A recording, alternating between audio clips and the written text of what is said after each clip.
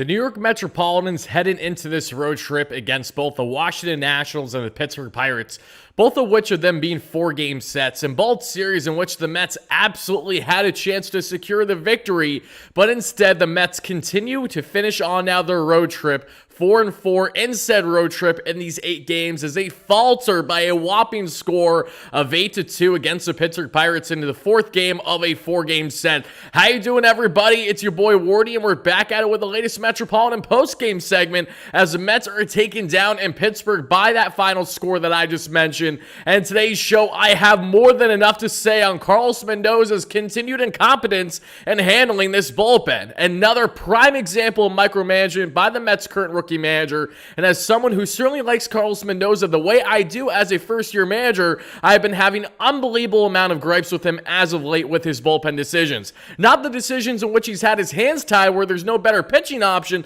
but rather micromanaging a bullpen and a Christian Scott that was just 1 out away from getting out of that 6th inning unscathed. Instead, 5 runs later, and that is how the Mets ultimately lose said ball game. In today's show, we're going to break down the game inning by inning as we always do. We're going to get into the highlights again, everything that was notable in said matchup, as you guys and gals can see right here. But I definitely want to know everyone's initial reactions to this loss, because I'm still pretty pissed off about it. I have to be frank. The Mets, of course, go back down a game below 500 after getting right back to 500 yesterday, as seesaw that I expect plenty this season, the same way that I actually expected Christian Scott to give up a home run to Oneil Cruz today, as I predicted in our post-game show yesterday. So if you have anyone to blame, certainly blame yours truly. But even then, I expected Scott to have a strong outing. And I said, and I quote yesterday, folks, if Christian Scott can give the Mets 5.2 to 6 innings of 2 earned run ball or less, that will be a fantastic outing for him. And that is exactly, to an absolute T,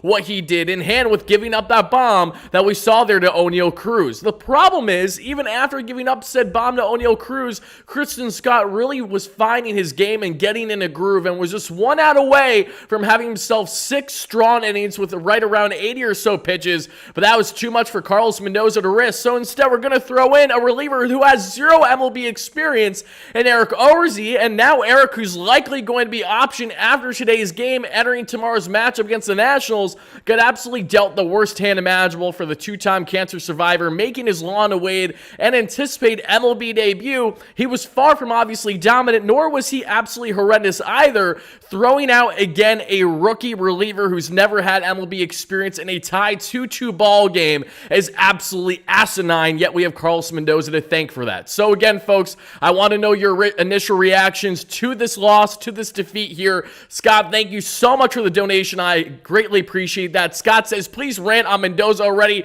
We are. I have nothing to hold back again. I again have appreciated Carlos Mendoza plenty this season, but one thing that I certainly have not appreciated is his inability to allow the right feel with these Mets pitchers. Carlos Mendoza builds his game so famously that he says himself as a manager based on the eye test and not obviously what the numbers will tell you. Well, what is it, Carlos? What is it going to be? Because apparently Christian Scott again had a pitching limit of 75 or so pitches entering today's start, but where is the feel? Where is the understanding of the game? Christian Scott was rolling there that you saw in the 6th and was getting ready, of course, to face the bigger hitters there, that being in Reynolds and then Cruz, but all he needed was 1 out, and he's handled Brian Reynolds already today. So why exactly, explain to me, why was it at all justified to pull him where he needed that 1 final out? Similar to Danilo Nunez that we saw, of course, just the past day or so. Nunez was looking great, and then he was pulled after, again, getting a big strikeout that we saw, funny enough, against Brian Reynolds of all players. You look at Adam Ottavino multiple days ago, for the fans that are griping about that still,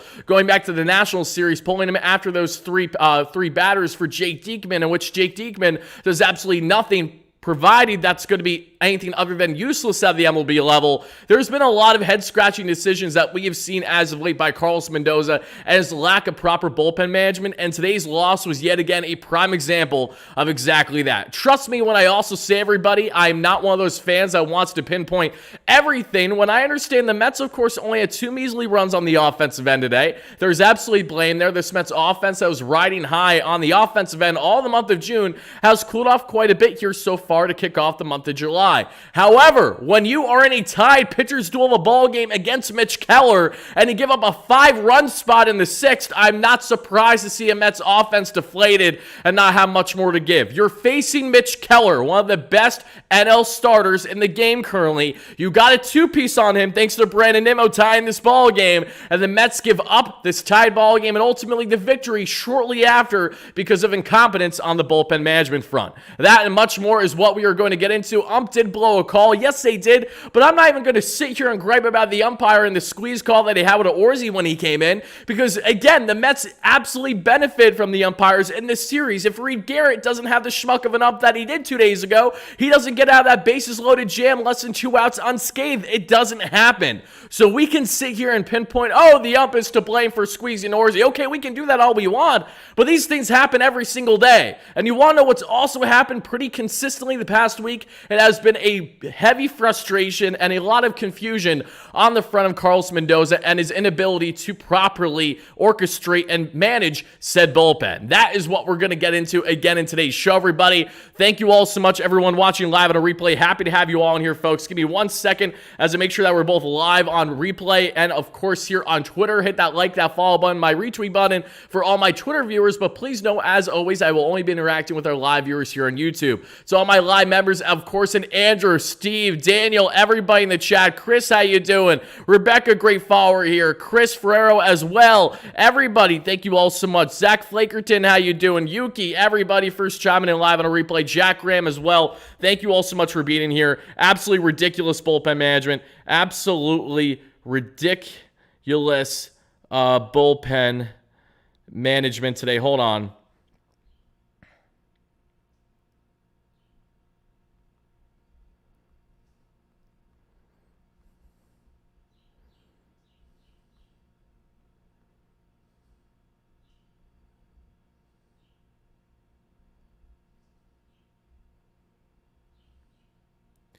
Okay, now that we're live, they're all sub. How you doing, Alan? Happy to have you in here. Bobby G, how are you? Thank you all so much, everybody. Again, folks, we are going to take the time here in a second. We're going to go over everything inning by inning, as we always do on the pitching front. We're going to talk about why Christian Scott was looking very sharp today outside of that one pitch that he threw to O'Neal Cruz. Eric Orzi proved exactly why he's probably not a capable reliever in a pen.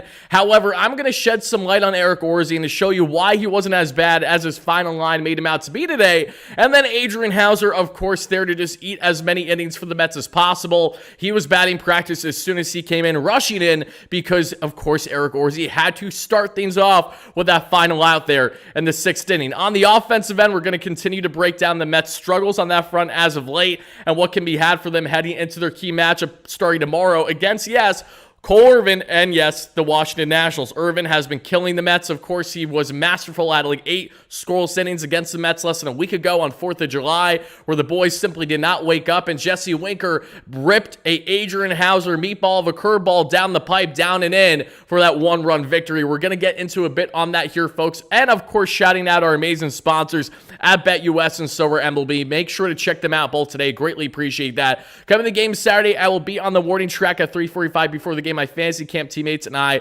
being recognized. That's awesome, Steve. I don't have an answer in regards to the weekend just yet. I actually, if I'm a betting man, I'd probably say that likely isn't going to happen because I do believe my girlfriend and I have a birthday that we do need to attend over the weekend. But I will double check before getting back to you. And again, appreciate you reaching out as always, my man. Steve, great member, great friend of mine. Happy to have you in here, folks. But now, everybody, let's take the time. Let's continue to initially raw react to the Carlos Mendoza decision. I want to see from everyone watching live here to my 150 plus concurrent viewers. Thank you all so much here. Continue to smash a like and subscribe on. I want to know from each and every one of you, what is your frustration level on a scale of 1 to 10, dropping the game, in which the Mets certainly did today. Straight Talk with Jack Graham, thank you so much. Thanks for the best Mets stream. Thank you so much for being an amazing Mets fan and member, Jack. Greatly appreciate that. Let's get some love and hype in the chat for my man, Jack Graham, with the $20 holla. As always, thank you so much. But yeah, guys, I'm really pissed off about this. And to be quite frank, this is probably the most I've been bothered by Carlos Mendoza Mendoza this season. Christian Scott was in a position to get the final out at minimum of that inning, at least facing another batter before getting on to O'Neal Cruz, Rowdy Tellez, among others. But that just wasn't it for Carlos Mendoza and the Mets. And instead, again, in a pitcher's duel where this ball game easily could have went in the Mets' favor should they, of course, just stayed in this tight, close offensive matchup and not have a blow-up inning that we saw in the sixth, you have to wonder, again, the Mets could have went from being above 500 right now, an above 500 road trip, to instead now a game below 500, and now we are currently sitting, again, 500 on the road trip. 4-4 is your total throughout the 8 games. So the Mets to now kick off a 3-game set starting tomorrow against a team they just split a series ago, that being the Washington Nationals, but this time at home. And Matthew, thank you for the kind words. I appreciate that too a lot. Thank you, thank you, thank you. But all right, guys, let's get into it. Let's break down this ball game and get into everything that it entailed, as always, everybody. But before I do have a couple key updates to share with you all, as always, and then we're going to get into one of our amazing sponsors. And let's see, Carlos Mendoza said it was decided before the game to keep Christian Scott to 75 pitches because he threw 99 last time and was on 4 days rest. Okay, Mendoza, it's almost like you might be slightly at fault for keeping him a little bit in the ball game too long last time. So because of Carlos Mendoza's incompetence to properly manage our young, exciting rookie right-hander and have him out there, of course, too little too late in his last start, which allowed him to give up the 3-run bomb he did after otherwise very sharp outing, now in 4 days rest and, short notice, we're going to limit Christian Scott's abilities, no matter how effective or ineffective he is, that we see there in the 6th inning. If he passes 75 pitches, that's it. It doesn't matter. It doesn't matter if he has a no-hitter, obviously, or anything like that. We're just going to throw him out right away. Obviously, I'm exaggerating a little bit, but that is kind of the mentality that Mendoza is basing this off of. It doesn't matter what the results were in today's start. Heading into the start, we already made our collective decision that after 75 pitches, his day is done. That is a recipe for absolute disaster. And for a manager in which Carlos Mendoza, again, prides himself on having a true feel for the game and going beyond the numbers, this couldn't be more hypocritical and more ironic than what it currently is. And all you Mets fans just heard that your very selves right here, right now. AZ with the $10 donation says, I'm not getting the pitchforks on Mendoza like most Mets fans, but his decision-making continues to be a major problem for him. And Orzi is not at all fault here. Let's get a series W on the Nats. Absolutely, brother. Thank you for that donation. Greatly appreciate that. And yes, you're 100% right. Let's hopefully get that series dub against the Washington Nationals, everybody. But let's do a speed run of breaking down this ball game here in a minute, folks. Before I do, just a key updates to share with you all, obviously, on the topic of not so much Carlos Mendoza, but rather the All-Star break, as we know. Yesterday, it was officially announced Pete Alonso will be the Mets' lone All-Star representative there for the Mets as at first base, of course. When, mind you, Alonso is not deserving to be an All-Star this year over a guy like Christian Walker. I mean, it doesn't take a rocket scientist to figure that out if you look at the numbers. I love Alonso. I'm very happy to see him in there, and of course his Walker with the Mets, so we don't know what his future holds.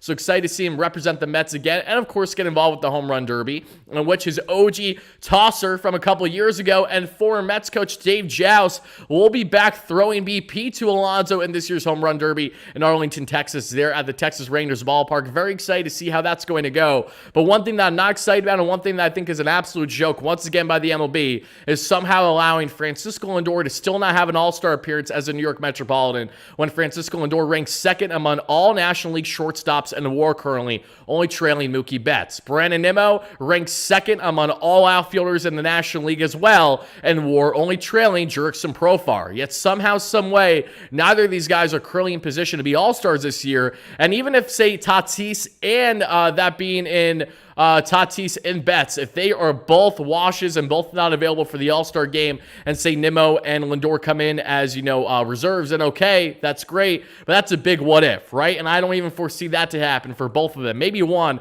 but not the both. So Brandon Nimmo and Francisco Lindor, who again, overall have been some of the most valuable players in all the National League this season, have absolutely been tearing the cover off the ball the past couple months, are of course not making it because of a combination of the fan voting, which is nothing short of an absolute joke, and secondly, again, showcasing why we're going to continue to not have the proper talents in there. Imagine having Perdomo as an All-Star a year or so ago over Francisco Lindor when Lindor finished that season with a WAR 2+ higher than we saw there in Perdomo in overall value. Francisco Lindor and Brandon Nimmo are some of the biggest snubs in this year's All-Star game, and is nothing short of an absolute joke. So that is what I have to say on that. I initially was debating on doing a whole video on it, but I'm like, don't need to do a video on it. Let's just talk about this briefly because the All-Star game continues to be a laughingstock and how the voting scale is happening and made. And just hilarious that out of all the guys that could be Mets representatives, the MLB and the voting stats decided to go with probably the least deserving, not probably, without question, the least deserving of the three between himself, Francisco Lindor, and Brandon Nimmo. But I digress. That's all I have to say on that front, folks. And Kodai Senga, the latest update on his front, he will be back pitching for the Mets and Syracuse now this time as he continues his rehab assignment tomorrow. Senga is expected to pitch between 50 and 60 pitches there that we see for the Syracuse Mets, so we will see how he does in his second rehab outing out there. And that's it on the update front, everybody. All I ask for each and every one of you before we wrap up the live show, please do me a favor and remind me to give you guys some prospect updates if there were any key outings that we saw in the Mets minor leagues yesterday. Thank you all so much in advance for doing exactly that. But I'm depending on you. Once we break down the ballgame inning by inning here shortly, once we get into all the offensive and pitching numbers, my continued frustration with Carlos Mendoza's lack of proper bullpen management today, we will then wrap up the show with getting into a bit of a prospect report. So again, guys, please just remind me, as I tend to forget when I'm rambling and doing things as fast as I tend to do here on WardyNYM. Continue to smash those buttons. Thank you all so much, folks. But before we get into breaking down this ballgame now, inning by inning, as we always do, let's hear a quick word from today's sponsor, and a sponsor you guys know very well, and that is, yes, of course, Sower MLB, who has you covered with all your sports fantasy needs. It's heating up this July on So Rare MLB, where the thrill of the chase meets the prospect of big rewards. Lock in and go yard, collecting cards and playing your way to the top. Get things right and you'll be calling your shot at a share of over $225K in total cash prizes and more. Join for free. Build your winning roster, watch your players perform, and improve your strategy each week for a shot at being crowned a champion. Sign up and enter now. July is for baseball. And as always, everybody, make sure to check out our great friends, of course, that you see there at, yes, Sower MLB. And in regards to Sower MLB, everybody, as we hop into this one, just give me 1 second, folks, to make sure that everything is loaded and doing exactly that. Sower MLB, again, has you covered for all your MLB fantasy needs right now. And we are doing a phenomenal July Chase tournament in which the grand prize total winner will win, yes, $15,000. So there's more incentive, there's more cash than ever before to get involved with the best MLB fantasy game out there. To sign up today by clicking our link in the description down below, folks. That way you too, of course, can draft your team, enter weekly tournaments on Mondays and Fridays for your chance to win cash prizes, hundreds if not thousands of dollars, upgraded cards for your roster better than what your current teams are looking at, and a boatload of other prizes. We gave away awesome Mets tickets to amazing Mets fans over the past month or so on the channel, just for, of course, signing up to Sower MLB with our unique link down below. And as you guys can see today, I'm currently involved in 4 tournaments at the moment, and this is the one I'm thriving in the most, currently ranked a little over 1,000 out of roughly 9,000 people. Tyler Glasnow gave me 19 points in his start. Edwin Diaz, 36 points from what we've seen from him. Adley Rutschman, 35. Gunnar Henderson, 30. George Kirby, 24. Josh Naylor, 29. And Brandon Nimmo at 22. To everyone else that's been getting involved with Sower MLB, definitely hope you guys have been having a great time with the game so far. Let me know how you're doing with your rosters as well. Would greatly love to hear that in the chat and for my replay viewers. And as always, shout out to our amazing sponsor at, yes, So Rare MLB. But a hop back in this one now, folks. Let's break it down. Yes, you heard that correctly. Kristen Scott did give up one measly hit, but that one measly hit was enough for Kristen Scott and for the Mets to unfortunately lose this ball game, because that one hit that Scott gave up led to, unfortunately, him still being pulled again in that 6th inning. Not by the hit alone, but more so because of the runs he gave up in doing so. There was a reluctance by Mendoza to want Scott to have to face O'Neal Cruz again in the lineup,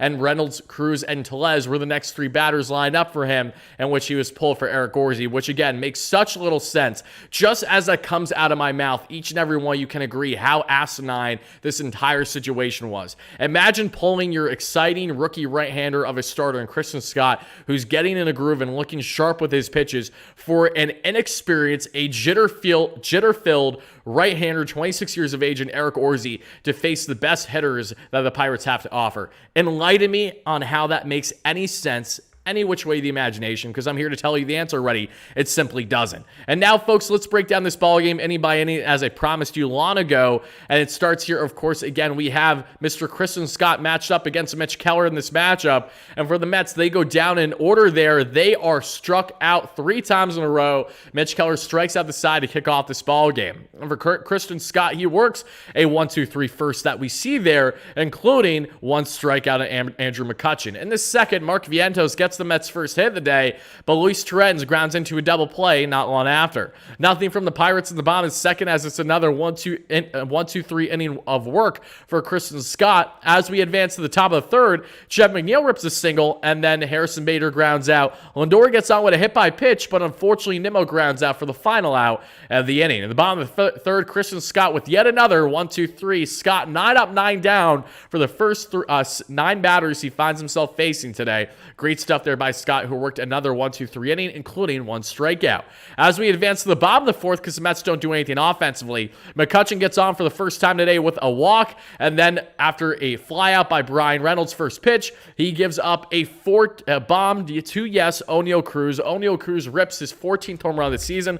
Literally predicted it to an absolute T yesterday, everybody. Not that I deserve a cookie, but I kind of want a cookie at least. The Mets are going to lose this ball game. At least have my prediction right, and sadly it was. Oneil Cruz ripped a home run, which I expected, and Christian Scott gave the Mets 5.2 innings of 2 earned run or less. That's literally to a T what happened today. Kind of bizarre. Would have loved it a lot more if the Mets actually had a victory today, but I digress. Oneil Cruz, one of the most towering, of course, bats there from the left side of the plate in all the National League, ripped his 14th home run of the year, and the Pirates are up by a pair. Nothing else transpires in the inning. As we have the top of the fifth, the Mets have nothing to show. 3 up, 3 down to Mitch Keller again, and 3 up, 3 down for the Pirates there, as Christian Scott, again, gets back in a groove beautifully and strikes out Joey Bart for the final out of said inning. As we head to the top of the sixth, Harrison Bader gets on with a single. Then afterwards, Brandon Nimmo would drive in the run thanks to his 14th home run of the year. Lefty bats and Oneil Cruz, and this time in Brandon Nimmo, both have 14 home runs this season and both had a 2-run shot. Nimmo with the clutchness once again ties the ball game with an opposite field home run to left, and again, that makes it a 2-2 ball game. Francisco Lindor prior moved the runner over into scoring position in Bader, and we greatly appreciate that. Both Lindor and Nimmo, that absolutely beyond deserved to, at minimum, be an all-star reserve among these all-stars this season that we have seen. Francisco Alvarez, of course, rips a single thereafter down the third baseline, but the Mets cannot score him. Nothing from Alonso, nothing from Vientos, who I will say, Vientos' first couple at-bats today were fantastic. He was robbed of what was so close to being either a double, of course, off the wall there. I believe Sawinski made the grab, if I'm not mistaken. Vientos did strike out later in this ballgame, though, in a frustrating manner looking, and that's something that we can't be seeing, especially with guys on base. But now, as we get to all the drama, where this Mets ballgame completely fell flat on its face, where the Mets lost this ballgame completely, and there was no turning back. And that, of course, happens here in the bottom of the sixth. We see Jared Triolo ground out. Andrew McCutchen flies out. So with 2 outs and no one on, mind you, 2 outs and no one on, Christian Scott looks as comfortable as one can be. Carlos Mendoza thinks it makes sense to pull Scott at 77 pitches for the pitching reason, because of the pitches he's throwing, not because of what he's doing or the guys he's facing. And then we enter Eric Orzi, again, a rookie right-hander, 2-time cancer survivor, phenomenal story, who was lively with his fastball. Of course, the splitty looks nice. He just struggled to locate, got squeezed in his first batter in Brian Reynolds. Should have been a strikeout. He gets the walk there, and again, that was an ump show for sure. But I'm not going to sit here and gripe about the ump all I want, because the Mets got the ump on their side a couple days ago and their Game 2 victory against the Pirates. So I don't want to hear the nonsense, oh, the Mets are completely screwed by the ump today. Even if that's the case to a degree, the umps have helped the Mets too. Again, beggars can't be choosers. I'm not going to be that in this situation here for Brian Reynolds, who gets a walk. Then Oneil Cruz rips a single opposite field. Runners on the corners, no outs here for Eric Orzi. And Orzi gives up a dribbler to Rowdy Tellez in the infield, but Mark Vientos cannot get to it and throw to in time without Tellez somehow being safe. Yes, the towering Rowdy Tellez, one of the biggest men in Major League Baseball, somehow legs an infield RBI single to give the Pirates a 3-2 lead. And from there, this ballgame completely unravels. Eric Orzi comes out of the ballgame. So again, Carlos Mendoza tries to get the final out with a rookie right-hander of a reliever who's had 0 MLB experience, facing the top of the order here for the Pittsburgh Pirates. That makes absolutely 0 cents whatsoever. There is nothing to justify these actions at all. And I honestly hate it even more that Mendoza went out of his way to say that this was our thought process all along. So regardless of the results, regardless of what the eye test is telling you that you, again, Mendoza, build your managing off of as is, which is why you went against the analytics at times this season. Now we have seen with your lineup configuration, with your bullpen decisions, and of course your interchanging ability with batters there, either as defensive late game replacements or as pinch hitters. So, okay, the analytics doesn't matter now when Christian Scott is rolling, but it's going to be fine there for Eric Orsi to absolutely get shelled in this one, get no outs, and now any confidence Eric Orsi had heading into a very exciting yet jitter-filled time as a rookie reliever making his MLB debut. That couldn't have went worse for him. I truly wish the best for Orsi and everything that entails with him in his career. That sucked today. I know Orsi was not efficient, but he was thrown to the Sharks here. I mean, literally, it's Shark Week. You might as well had that channel on versus watching this Mets game, because that's what happened. They threw Eric Orsi out there in the deep blue sea for Brian Reynolds, Oneil Cruz, Rowdy Tellez, etc., and expected something better to happen than what the results we found ourselves having. Adrian Hauser, who gets quickly ramped up to come in the bullpen. Hauser, who's been great in this bullpen, gave up a meatball of a home run, in which the Mets lost that 1-0 game to Jesse Winker and the Nationals. And today, Adrian Hauser again has a shit show outing on the pitching front. He's giving up absolute barrels, and he does exactly that. Right away, he gives up a bases clearing double, and Nick Gonzalez, who rips his 11th double of the year, goes from, of course, second base to third base there that we see because of a fielding error by Jeff McNeil, because McNeil bobbles the ball in right field. Just when you thought Jeff had such a little impact on the Mets, he continues to have even littler impact, if that's even a word, because of his lack of proper usage that we saw there in right field today. Then, of course, a wild pitch makes it 6-2, because why wouldn't it? Right in front that we saw there of Terrence, which was frustrating.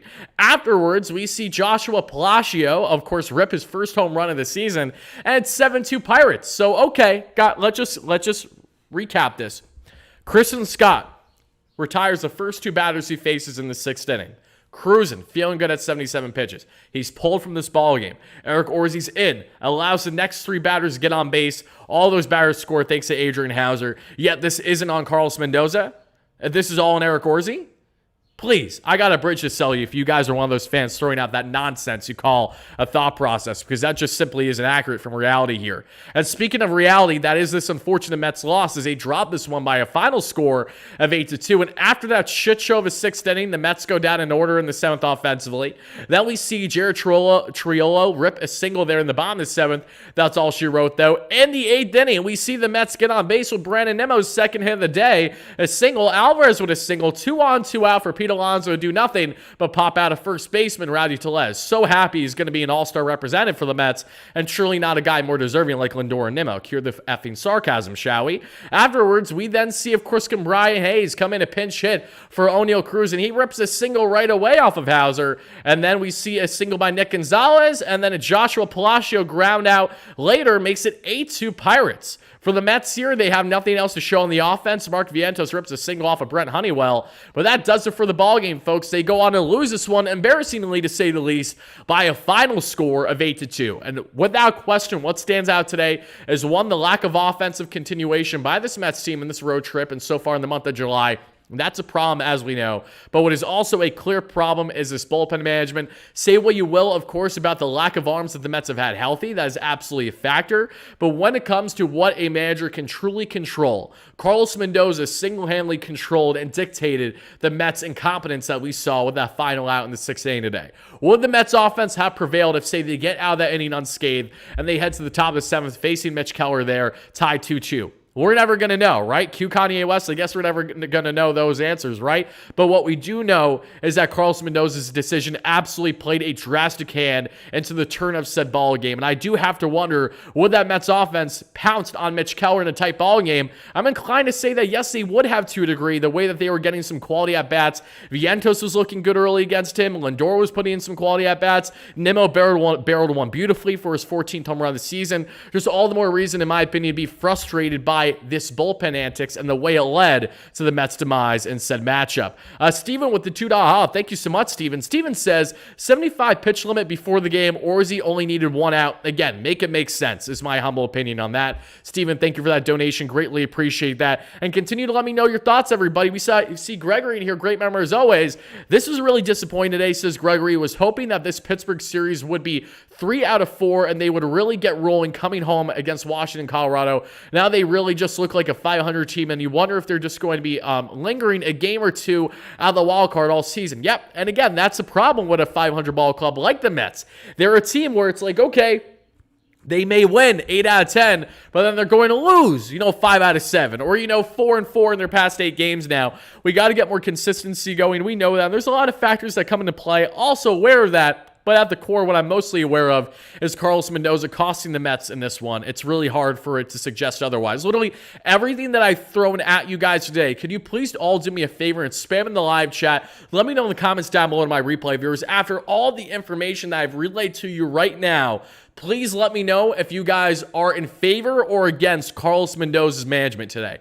Please let me know. Is there anyone out here truly defending Carlos Mendoza? I really want to know why that is. Because we even got guys out here that normally are huge Carlos Mendoza advocates, including myself, that understand that at bare minimum, Christian Scott should have faced Brian Reynolds, one more batter there in the 6th inning, at bare minimum, right? Then you could say, okay, if you want to nitpick Carlos Mendoza for keeping him in at batter too late if he gives up a bomb to Reynolds, okay, but it's still at 77 pitches. This is the same Carlos Mendoza that hung out his young rookie right-hander to dry 4 days ago by having him stay in the ballgame too late when he was cruising. Should have been out of the ballgame when he was in that jam. Didn't allow it to happen. They allow him to be pulled after giving up a 3-run shot to end his day, absolutely deflating the confidence. This is the kind of nonsense that I just simply cannot stand whatsoever. Let's see what you guys have to say in the chat right now. Let's see, me, Wardy, I've been wanting him gone for weeks now. He's not going anywhere. For my Mets fans that want Mendoza gone, I'm sorry, I can't help you there. But what I can help you at least is relate to you all in regards to why we are all frustrated at the moment. Because I'm with you 1,000%. Lillian says no. Against White Orsi when he should have picked another reliever. 100% against today, says Steve. He's going to let him throw 100 pitches next time. Yes, after giving up like 2 back-to-back home runs, and then he's going to pull him. That's the kind of nonsense that we're dealing with at the moment. Let's see. Let's see in the chat, everybody. Diekman, Ottavino, others gotta go. Stearns needs a revamp at least 3 bullpen spots. Time will tell. Absolutely, Graham. And again, the Mets did add a bullpen reinforcement yesterday. Don't be surprised if he's called up within this next week. And that's none other than veteran southpaw reliever Matt Gage that the Mets acquired from the Dodgers organization yesterday. If you guys want to know a little bit more about Matt Gage and his game, make sure to check out yesterday's post-game show. Broke that down within the first 15-20 minutes of said show for you all to check out. Respectfully, blaming the game being out of hand as a reason why the lineup couldn't pounce on Keller late is a bad excuse. Teams come back late, and with the starter still, it was possible. Props to MK. Look, again, the offense was at fault today still. We all know this. But there's absolutely something to be said about the ebbs and flows of a ball game. And enlighten me in how the Mets offense probably didn't feel at least a little deflated after being in a tight 2-2 pitcher duel of a ball game and giving up 5 runs with 1 measly out there in the 6th inning. I assure you the Mets in hand with their late rallies this season have went directly in hand with them staying tight in ball games. That's been a part of it. The Mets, while they haven't shown up a lot early in games this season, they have shown up later, especially when they're still within striking distance by a run or two. Hence the Brandon Nimmo game-tying home run today. A prime example of exactly that. But when the Mets are out here now, again, giving up a 5-piece at least that we see there in the 6th inning, you can't sit here and expect them to rally all the way back every single time. I'm not expecting that. Would I love it? Yes. Is an expectation? No. So for those reasons, I'm still going to pinpoint this more on the incompetence on the bullpen configuration than truly anything else. And speaking on the Mets here a little bit further, folks, let's talk now a bit on the pitching end. Let's get into exactly that here and what stood out so much, because Christian Scott was brilliant today. Say what you will about Christian Scott not giving the Mets 6 innings and, of course, giving up that home run. Home runs continue to be an issue for Christian Scott in his young major league career. We're all aware of that, but that's because he just pounds the zone so much. Christian Scott is a zone-pounding, heavy starter. He doesn't like to walk guys much because, again, the one guy that he walked today ended up scoring. All the more reason why you shouldn't walk batters, and thankfully for the Mets yesterday in Sean Manaea, that he might have walked 3 over 6, but he didn't allow any runs, so it didn't matter. In the case of Christian Scott today, as we evaluate his arsenal today, folks, it was as follows. Again, strong start for Christian Scott. You can argue his best of his major league career outside of what we got against the Tampa Bay Rays in his debut. Christian Scott today, 50% of the arsenal is a four-seam fastball, so very heater-heavy today. Sat 94 on the gun and topped out right around 96, rounding out from 95.6. The sweeper, 26% of the arsenal today. Sat 85, topped out, sat 83, topped out 85. Slider, 9% of the arsenal today. 87 is where he sat, and 89 is where he topped out. And the splitty, 84 is where he sat, and 84.5 to 85 is where he maxed out today. The swing and miss was nice. He got a 43% whiff rate on the sweeper today, so that was working in his favor for sure there. The four-seam fastball, 18%, not a lot for a guy that was throwing it as heavily as he did. Had 0 whiffs on that normal slider that we saw today. 0 whiffs on the splitty. Splitty makes sense. The slider, though, again, that isn't, of course, is faster, a little bit more sharp than the sweeper. That's a little bit more of a slow roll. That sweeper is known for that whiff rate that we know, that swing and miss, so that's good to see. The slider, though, had no bite whatsoever, and this is part of the problem with Christian Scott in his young major league career. Scott has worked beautifully, of course, to begin ball games, but he has struggled, as we know, when it comes to giving up the lawn ball or with the swing and miss stuff. Scott, again, has a rising fastball, so even though he sits 93 to 95 plus 97 topping out that we have seen, Scott is still a guy that has, a late high rising fastball, which is very deceptive to those hitters, and why he throws it right now at least a 50% rate. Like, that's not uncommon for him. But what is a little uncommon versus what we saw at the minor league level was Scott's great ability to get swing and miss. Now at the major league level, these hitters obviously a lot more polished, a lot more understanding of what Scott's going to throw their way, and they're just not biting as much with his secondary pitches. So for Scott here, a big thing to build off of with this start is, one, don't hang your head too low. You absolutely pitch sharp. You kept the Mets in this ball game. It's something to be very happy about. Unfortunately for this Mets offense, they really gave him the Jacob deGrom type treatment again on the offensive end. The Mets continue to just provide zero offense for Christian Scott every time he's out there. Very fitting for a guy that's expected to be our next big thing among right-handers, their internal call-ups, if you will. But Scott, for him, something to work on for his next start is obviously, hopefully not have a manager that's too hung up on how many pitches he throws, one, and two, make sure that he tries to get a little bit more bite on those secondary pitches. I think that'll bode him well. Get some more swing and miss. But all in all, I cannot gripe much at all about Christian Scott today. 5.2 strong innings, allowing just one measly hit, 2 earned runs, 1 walk, 3 strikeouts, and 77 pitches. I'm going to give Christian Scott a whopping grade of 6.5 out of 10 today. Almost a 7 for me. The only reason why he's not a 7 is because he didn't get officially that 6th inning, even though he should have gotten it with the final out. Scott was otherwise brilliant outside of that home run he gave up to one of the best power hitters in the National League, in O'Neal Cruz. So I'm really not even going to, be much of a burden on him there either. Very happy with Scott's overall outing. Just unfortunate to see the results that we had today, where the Mets could not secure a victory for himself and others. Let's see, Wardy, don't know if you can check it right now, but Michael Marino just posted some great insight on Scott Twitter 5 minutes ago. Yeah, we can talk about Michael Marino. Michael's a great friend of mine. For those that don't know Michael Marino, Michael does a great job as an independent reporter for Major League Baseball, among others. And this is what he had to say about Christian Scott, and let's see how much is in line with what I'm currently saying. Marino says the following: the Mets are being very careful with how they use Christian Scott, and they should. Sources tell me that for a short period of time last year, the Mets feared that he may have needed Tommy John surgery. Ultimately, his arm healed with time, and he was cleared to resume pitching. Not only did he have a Tommy John surgery scare, he pitched only 87.2 innings last year. Mets need to exercise caution with Scott, despite how annoying that may seem right now. Not worth losing their young, exciting arm for a year plus for short-term games, hence their cautious approach. So here's my counter in regards to this cautious approach. We've all been well aware, and maybe I didn't relay that enough early in the show. If so, that's apologies on my end. Christian Scott has not been going deep into games because he's been on a pitch limit.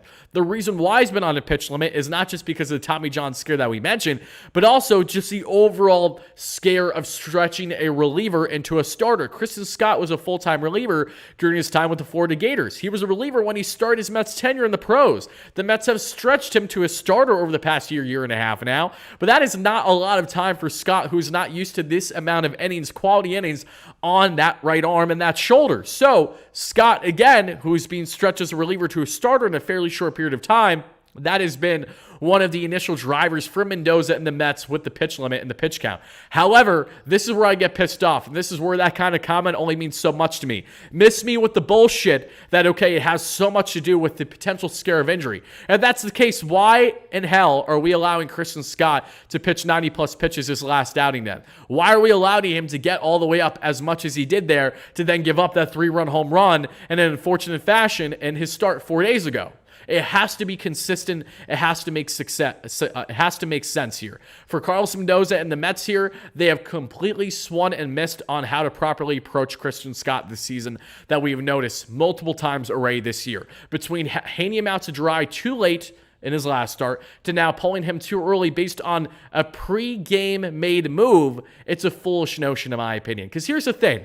Is Christian Scott going to throw 20 effing pitches to Brian Reynolds? I'm going to go on a limb and say no. He's either going to give up a base hit, a home run, a double, something along those lines, or he's going to get him out. That was going to be the end result for the next batter. I can promise you, each and every one of you, Christian Scott was never going to have an at-bat that you see Luis Gourmet give spring training pitchers that we see with the Mets in years past. It wouldn't have been grinded out the way that Carlos Mendoza, for whatever reason, was under the belief that it could have been. Again, nothing to justify. I'm not going to sit here and say, okay, that makes sense now because, he has Tommy John concerns. We've known this. This has been a problem for Christian Scott, not as much with a health concern as it has been with stretching him out as a starter to begin with. That's why he hasn't went deep into ball games, but we based it on just the pitching count alone. Okay, if we're basing on the pitches alone, all the more reason why this is a completely hypocritical thing to look back on from his last start to today. And thank you for coming to my TED Talk. Yep, he literally pitched 4 days ago and threw 99 pitches. That's what I'm saying. It just doesn't make sense to me. Like, okay, is the concern because you're pitching him on maybe a day's short notice in regards to him, say, pitching every 5 days instead of 4? Could that validate Mendoza's decision a little bit more? Okay. Then maybe you have something a little bit there. If that's Mendoza's rationale and thought process, I understand it a little bit more because he's pitching on 4 days rest and he pitched right around 100 pitches his last outing. But again, Mendoza, you're the reason why this happened to him. Where's the eye test? Where's the feel for the game as you're trying to win a series tied 2-2 in the 6th with one measly out to get left? There was zero feel for the ball game today, and that is where I have my biggest gripe personally out of what we saw there from Carlos Mendoza and his decision-making today. But I will leave it up to each and every one of you folks. Let me know how you feel in regards to that. Let me know down below. I'm not complaining Scott is the future. I love Christian Scott, absolutely. And I do believe he is the future. I would have loved to see him get that final out there. But again, I digress on that front. Now let's transition into the offensive end, everybody. What has stood out or not stood out on the offensive end for the Mets today? Again, they did not have much to show for Mitch Keller. Mitch Keller looked like a dominant starter once again, and I will continue to despise Mitch Keller. If you're wondering, Wardy, why do you despise Mitch Keller? It's for the simple reason this guy in hand derailed the Mets' end of the 2022 season when he hit Starling Marte on the hand, and Marte missed the ensuing number of weeks after that. Mets were free-falling towards the end of the season. They lose, of course, are swept against the Atlanta Braves, or they lose that series at least in Atlanta. Then we go to, of course, the wild card, and that is that. You were blaming Mendoza for a front office decision. You were being very deceptive. This is where I disagree, Mark. That is not a clear front office decision by Carlos Mendoza. Mendoza has his hands on the pitching and his utilization. I assure you, if David Stearns was up at a presser right now, he would tell you the decision that Christian Scott had made, that they made for Christian Scott, was a collective decision made with himself. Of course, maybe David Stearns had some insight, but don't get it twisted. This is still Carlos Mendoza doing what he feels is best for the team. This is not, okay, we're going to make you a puppet, Mendoza. Stearns is going to pull all the strings during the game. No, farthest thing from the truth. Mendoza had a hand, had a say in the pregame decision as well. This is not solely a front office decision. I will put my foot down on that one. And speaking of putting my foot down, I wish the Mets were able to put the hammer down with the offense today, but they simply were not able to show that whatsoever. Again, Mitch Keller, of course, had their number, and this is what we got on the offensive end, everybody. It is as follows for this Metropolitan team. Mind you, the Mets were, in most of this ball game, had more hits, than the Pirates, but had a little offense to show. Both teams had 8 hits today, but the Pirates out-hit the Mets on the expected batting average front, 260 to 230. For the Mets today, Francisco Lindor, 0 for 3 that we see there, 248, 759 OPS on the season. Lindor wasn't terrible today, just unfortunately could not get a ball in play in his favor. Brandon Nimmo, 2 for 4 there with a run scored, the home run, the 2 RBIs, 252 average and an 823 OPS for Brandon. Francisco Alvarez batting third in the DH position today, 2 for 4, 299 average and 862 OPS. JD Martinez with the off day. Pete Alonso 0 for 4 yet again. So happy he's our all-star representative. 240 average, 780 OPS. Mark Vientos 2 for 4, 294 average, 895 OPS. Luis Torrens 0 for 4, 283 average, 870 OPS. Jose Iglesias 0 for 4 with 313 average with an 800 OPS. Jeff McNeil 1 for 4 with a 214 average and a 578 OPS. And Harrison Bader 1 for 3 with a run scored, a 272 average and a 721 OPS. Now, as we head back into this ball game, folks, as the Mets, of course, faltered by a final score of 8-2. Yeah, it's crazy to think that. Let's see here. Mets want to win and generate money. Absolutely. Let's see what we have here in the chat. Lindor is having a historic short. Lindor is having a very strong season after a terrible start. As we know, he's been playing great baseball. Both him and Brandon Nimmo, very deserving in my opinion. Everyone would blame Mendy if Scott got hurt, of course, but here's the thing. Scott was never going to get hurt there by pitching to another batter, Steven. So that, again, means nothing to me. Absolutely nothing. And that would be, if anything, yes, of course, fans will naturally turn. But that's the equivalent of saying Christian Scott, when he pitches 4 or 5 days from now, if he goes down with injury, are we going to blame Carlos Mendoza then? No one's going to blame Carlos Mendoza then, unless you had him out there for like a no-hitter on 130 pitches and essentially ended his career due to injury like we did with Yohannes Santana, right? No, I don't believe that notion either. I think that's a silly one. That makes zero sense, actually, if I'm being quite frank. Facing at least one more batter would not have killed Christian Scott and his health this season, and I will absolutely 1,000% die on that hill without a problem.